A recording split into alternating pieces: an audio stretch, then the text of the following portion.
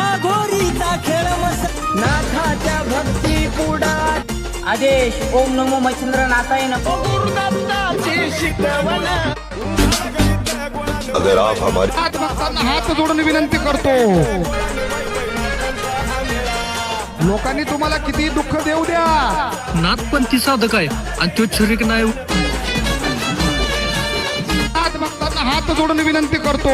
गुरुदत्ताची शिकवण